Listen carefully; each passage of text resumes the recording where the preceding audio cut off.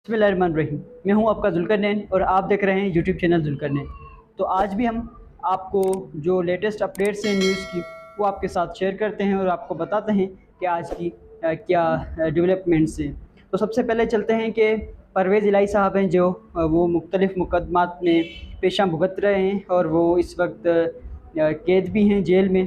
और वो जब भी अदालत में पेश हुए हैं बार बार उन्होंने इस्तदा की है कि मुझे अडियाला जेल मुंतकिल किया जाए। तो बिलाखिर आज जज साहब ने उनकी ये इस्तदा मंजूर की और ये हुक्म दिया कि जो परवेज़ इलाही साहब हैं उन्हें अडियाला जेल मुंतकिल किया जाए।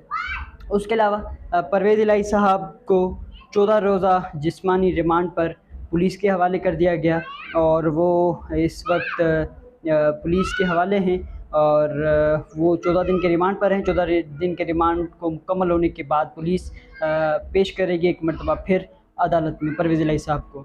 उसके अलावा परवेज़ इलाही साहब ने कहा कि पंजाब का जो निगरान वज़ीर आला है यानी वो मोहसिन नकवी के नाम कह रहे थे कि मोहसिन नकवी उनका रिश्तेदार है, लेकिन वो सियासी मुखालिफ है और वो बिल्कुल उनका भला नहीं चाहेगा। ये परवेज़ इलाही साहब ने वहाँ बात की और ये जज साहब को उन्होंने बताया, अदालत में उन्होंने ये बात की कि जो निगरान वज़ीर आला हैं वो मेरे रिश्तेदार हैं, लेकिन मुझे उनसे अच्छी उम्मीदें नहीं हैं। तो उसके बाद जज साहब का ये जवाब था कि आप जिस पर एहसान करते हो उससे डरो, उसके शर से डरो। ये हदीसों में भी आता है और आज जज साहब ने ये परवेज़ इलाही साहब को जवाब दिया कि जिस पर आप एहसानात करते हैं, जिस पर आप एहसान करते हैं उसकी शर से डरें। तो ये थी परवेज़ इलाही साहब की अपडेट्स। उसके अलावा हम चलते हैं, एक अफसोसनाक खबर है कि पीटीआई के सीनियर रहनुमा थे और इंतहाई मुश्किल तरीन हालात में भी वो डटे हुए थे, जिनका नाम मियाँ शौकत लल्लिका साहब उनका नाम था और वो इन मुश्किल हालात में भी इमरान खान साहब के साथ डटे हुए थे, खड़े हुए थे, तहरीक इंसाफ के साथ थे और इन मुश्किल हालात में अपनी गिरफ़्तारी से बचने के लिए वो कभी किस शहर में कभी किस शहर में जा रहे थे, छुप रहे थे और जब वहाँ से डर लगे तो फिर दूसरे इलाकों में, दूसरी जगहों में, इस तरह चलते चलते जो आज उनका अफ़सोस के साथ कहना पड़ता है कि रोड हादसा हुआ, एक्सीडेंट हुआ, जिसमें वो मियाँ शौकत साहब और उसके अलावा उनकी हमशेरा और उनकी अहलिया तीनों इस रोड हादसे में फ़ौत हो गए, शहादत पाई उन्होंने और वो हमारे दरमियान नहीं रहे, अब हमसे हमेशा के लिए दूर चले गए हैं। अल्लाह ताला से दुआ गो हैं कि अल्लाह ताला उनकी मग़फ़िरत फ़रमाए और उनके दर्जात बुलंद फ़रमाए। वो इस मुश्किल तरीन हालात में भी तहरीक इंसाफ के साथ थे, इमरान खान साहब के साथ थे और साथ खड़े हुए थे।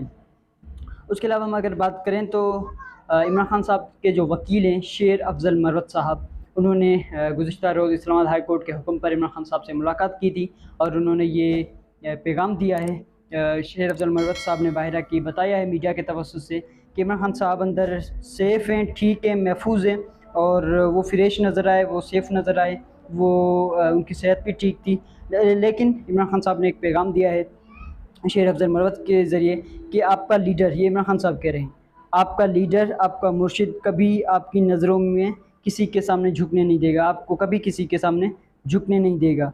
उसके अलावा कहा है कि मैं चट्टान की तरह मज़बूत खड़ा हूँ और जब तक जान है, जान में जान है, हौसले बुलंद हैं और मैं डटा रहूँगा। उसके अलावा उसने कहा है कि मैं किसी सूरत पीछे नहीं हटूँगा, कोई ये ना रहो किसी सूरत जो भी ये अफ़वाहें चला रहे हैं, मैं किसी सूरत पीछे नहीं जा रहा, मैं किसी सूरत भाग नहीं रहा, मैं किसी सूरत इनसे एनआरओ नहीं ले रहा, ना ही किसी किस्म के मुज़ाकरात कर रहा हूँ। ये इमरान खान साहब ने पैगाम भिजवाया है, शेर अफ़ज़ल मरवत साहब जो उनके वकील हैं उनके ज़रिए ये उन्होंने पैगाम भिजवाया है पूरे पाकिस्तान के लिए, पूरी कौम के लिए।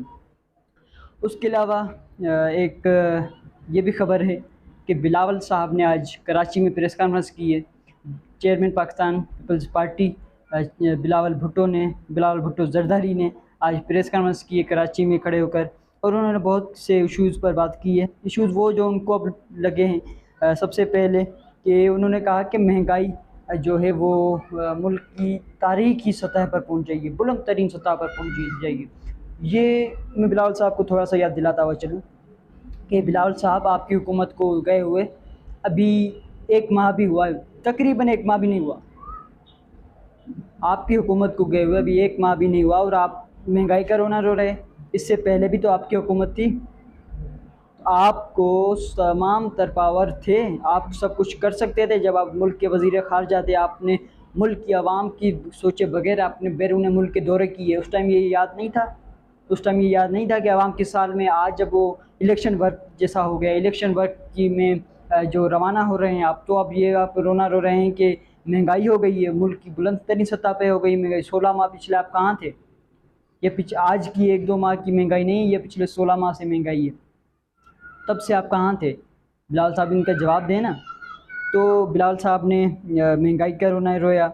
उसके अलावा बिलावल साहब ने इमरान खान साहब के लिए पैगाम दिया कि जो आज जेल काट रहे हैं उनके लिए पैगाम है कि घबराना नहीं।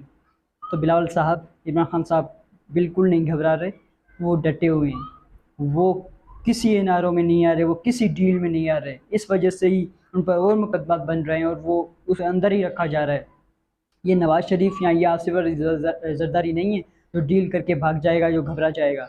ये इमरान खान है, इसका नाम खान है, ये डटा हुआ है, इस वजह से सारा सिस्टम आपका हिला हुआ है। तो बिलावल साहब इमरान खान साहब को कह रहे हैं कि घबराना नहीं है। तो आपको बता दूं, इमरान खान साहब नहीं घबराए हुए, इमरान खान डटे हुए हैं। इमरान खान साहब ने आज भी पैगाम भिजवाया है कि मैं डटा हुआ हूँ, मैं मजबूत हूँ, मैं चट्टान की तरह खड़ा हुआ हूँ। वो कल भी खड़े थे, वो कल भी खड़े होंगे। उनका कोई किसी किस्म की डील में आने का कोई इरादा नहीं है। उसके अलावा बिलावल साहब ने इमरान खान साहब को ये भी कहा था कि इमरान खान आप सियासतदान नहीं, अभी सीखें, जेल में आपकी ट्रेनिंग हो रही है। ये बिलावल साहब ने कहा इमरान खान साहब को। तो बिलावल साहब, मैं आपसे कह रहा हूँ कि इमरान खान साहब को आप कह रहे हैं कि आपकी ट्रेनिंग हो रही है जेल में, आप सियासतदान नहीं है अभी। ये वो सियासतदान है जब आप एक दूसरे को लारकाना, लाहौर और इनकी सड़कों पे घसीट के थे, तो इमरान खान साहब ही हैं जिन्होंने ऐसा आपको भगाया, ऐसा घसीटा कि आप सब एक पेज पर आ गए। सारे चोर, मौलाना, डाकू सब एक ही पेज पर आ गए और एक ही इमरान खान साहब के ख़िलाफ़ हो गए। ये इमरान खान की सियासत है। ये इमरान खान साहब सियासतदान है, इस वजह से ही आपको सबको एक जगह पे आना पड़ा। उसने आपका घेरा जो है वो तंग कर दिया था। इमरान खान साहब को सियासत सीखने की ज़रूरत नहीं है। बिलावल साहब, आप अभी ट्रेनिंग पर जाएँ, आप सियासत सीखें। इमरान खान साहब बहुत बड़े सियासतदान हैं। उन्होंने आपके अब्बू जान जो आसिफ जरदारी साहब हैं, उन्होंने उसे भी पीछे हटाया है। उन्होंने नवाज़ शरीफ और दीगर को भी, और जो 75 साल ताकत है उसको भी नचाया हुआ है, उसको भी बताया हुआ है कि इस वक्त इमरान खान है जो वो सियासतदान है, वो मुल्क के सबसे बड़े सियासतदान हैं। तो लिहाजा सियासत आपको सीखनी चाहिए बिलावल साहब। उसके अलावा जो पीपल्स पार्टी के चेयरमैन बिलावल साहब ने ये भी कहा कि 90 रोज़ में इंतखाबात होने चाहिए। जबकि जो आपकी इतने टाइम से हुकूमत थी, पंजाब में पता नहीं कितने दिन हो गए हैं, 2 मरतबा 90 दिन हो गए हैं। आप कहाँ थे इतने दिन? पंजाब में भी इलेक्शन करवाए ना, आपका वज़ीर आला बैठा हुआ है, वहाँ आप इलेक्शन नहीं करवा रहे। बिलावल साहब कह रहे हैं 90 रोज़ में अब इलेक्शन इनको इसलिए चाहिए, अब ये इक़्तिदार में नहीं रहे, अब इनको डर है कि हमें बाहर निकाला जाएगा, हमें तंग किया जाएगा, हमें इलेक्शन नहीं दी जाएगी, हम कैसे पैसा खाएं सिंध का, हम कैसे हकूक़ खाएं सिंध के, हम कैसे पानी खाएं, पानी पिएँ सिंध का, हम कैसे आटे और इनके कनकी और ये सब कुछ कैसे खाएं सिंध का। जब आपको अपना डर लगा है, उसके बाद आपको 90 दिन का इलेक्शन याद आया है। उसके अलावा बिलावल साहब ने बार बार अपनी प्रेस कॉन्फ्रेंस में कहा कि जल्द अज जल्द इंतखाबात होने चाहिए। उन्होंने कहा कि आर्मी चीफ जो सनतकारों से मिले वो कोई बड़ी बात नहीं है और ये कोई नई बात नहीं। इससे पहले भी जो आर्मी चीफ थे, इससे पहले भी वो भी मिलते रहे हैं, मतलब ये बिलावल साहब के लिए कोई बड़ी बात नहीं। उसके अलावा बिलावल साहब ने कहा कि फ़ैसला जो इंतखाबात का वो आवाम को करने दिया जाए, आवाम जिसको मुंतखब करे हमें उसे कबूल करना चाहिए। बिलावल साहब ने कहा कि अवाम तहरीक इंसाफ, नून लीग या पीपल्स पार्टी के नुमाइंदों को मुंतखब करके भेजती है, उनकी हुकूमत बनाना चाहती है, तो हमें कबूल करना चाहिए। ये बिलावल साहब ने बिल्कुल दुरुस्त बात कही है, लेकिन ये सिर्फ बात करने तक महदूद रहता है आपका। जब आप हराते हैं तो आपकी पुलिस आपके बीच में आती है, आप पुलिस को बीच में लाते हैं, आप इन इदारों को बीच में इस्तेमाल करते हैं, लाठियाँ चलाते हैं, गोलियाँ चलाते हैं और फिर ज़बरदस्ती डीसी ऑफिस में और दफातर में जो अपने आप के बिठाए हुए नौकर हैं उनसे काम लेते हैं और आप फिर धांधली करके इलेक्शन जीतते हैं। तो लिहाजा जिन बातों पर आपने ज़ोर दिया है, जिन बातों पर आपने भड़के मारी हैं, उन बातों पर आपको भी अमल दरामद करना चाहिए।